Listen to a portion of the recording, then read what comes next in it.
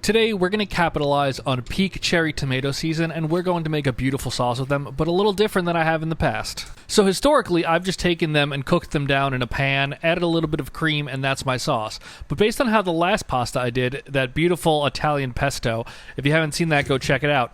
I'm going to integrate a blender into this process, and we're going to start with these beautiful cherry tomatoes. I have a variety of them in different colors here because they all have a different bit of a flavor profile. We're going to use a little bit of ricotta, we're going to add a little bit of white wine, and then we have some olive oil and basil. That's all you need for this entire recipe. It is so simple. The past ways I've cooked, what you're always left with is kind of some tough skin floating around in the pasta, and this new cooking method will change that. Also, I'm sure you've seen this method a million times, but if you're looking for an easy way to cut cherry tomatoes, grape tomatoes, any sort of small fruit like this, honestly, just grab 2 deli container lids, like a pint or quart lid, throw the tomatoes into one, lay the other one upside down over it so the ridges kind of hold those tomatoes in, and then just run your knife through. Keep the fingers out of the way because it is a little dangerous, but you're left with these perfectly halved tomatoes. It's so easy, and it will really save you a lot of time. Look at how perfect those all look.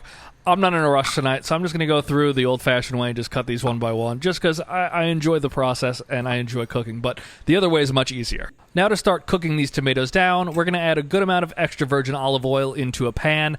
Grab something with somewhat high walls because this can splatter, and we're just going to add those tomatoes in right away. You don't need to wait for them to get ripplingly hot. The goal here is cooking them down, not color, so you don't need to wait till it's super hot.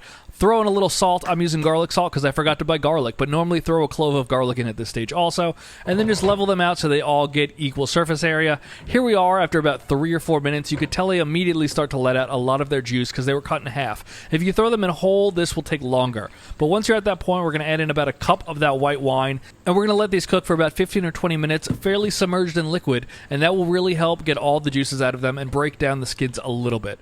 Here we are at that process 5 minutes in, and you can see you can start to smush some of these tomatoes. That's what you're looking for. Once you're able to very easily smush them, you're basically done. This is the 20-minute mark. It's really reducing, and I don't want to take it further than this. Otherwise, the sauce will be a little bit too thick in the blender, but that's exactly what you're looking for right there after 20 minutes.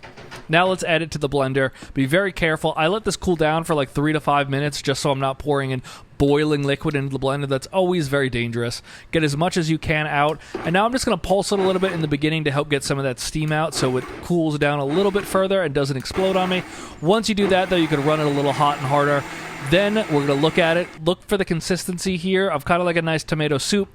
Perfect with that. We're going to add in 2 big scoops of ricotta right now. Add in as much as you like. It's absolutely delicious. This is taking the place of the cream.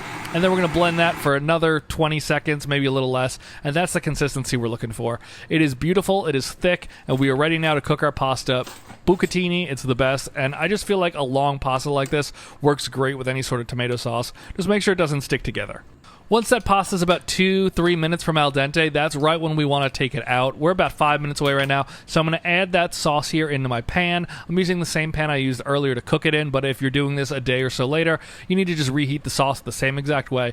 And then we're going to throw in a tablespoon of butter to that. Let that cook down for 2 or 3 minutes until that butter melts beautifully into the sauce. And then you're ready to just grab that pasta. It's just at al dente right now. It's not going to cook in the sauce for a while, so you don't need to worry about it overcooking, and just throw it right in. Let that starchy pasta water come right with it. I'm going to toss in a little bit of ripped basil. I didn't have enough ripped, so I'm also going to add in a little bit of chiffonaded basil that I was going to garnish with right at this point, just to make sure that there's enough basil. The basil is a really nice touch to this dish. And now we're going to get in a little bit of cheese. This is just a parm. You could use whatever you like, honestly. I think parm works really nice in this dish. A splash of that pasta water, and then just mix it together. Give it a toss. It's going to splatter everywhere, but getting that air into it is really nice and important for emulsification and getting that sauce nice and rich and creamy. Add in a little more cheese, give it a final mix, and you're good to go. You can add anything else into this that you want, but we're just going to plate this up very simply now. You can see the sauce is clinging to that pasta beautifully, and that's what you're looking for. You don't want this too loose that it just runs off like water. Top it with a little bit of extra cheese. Add as much as you like. We're going to add in a little more of the ricotta also, just to kind of tie all the ingredients together with how you made that sauce.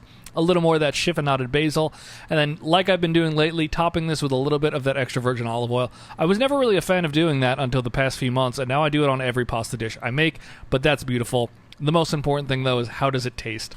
And I'm really excited to see how this differs from my usual tomato pasta that I make with, like, cherry tomatoes, and honestly, it's very good. The white wine really adds a nice acidity to it. The ricotta gives you a creaminess that cream is a little overpowering with. You got to give this a try.